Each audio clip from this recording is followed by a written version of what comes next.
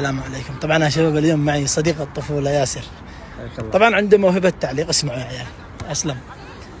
مشاهدينا الكرام، نحييكم في كل مكان، متابعين الكرة، متابعين المستديرة في أرض الملعب. مباراة تجمع بين البارسا والريال. عندما يلعب البارسا يكون قلوب اللاعبين كل نار، لكن ريال مدريد مع كريستيانو رونالدو مع لاعبين عندهم حس معنوي كبير في الملعب. عندما يلعب يكون قلوب اللاعبين نار. لا تتعب في المباراة، عندما تلعب خلي قلبك، خلي عقلك، خلي حسك كله بالملعب. عندما يكون في لقاء المباراة يكون عندك أجواء رياضية في الملعب، لكن عندك رتم كبير في الملعب.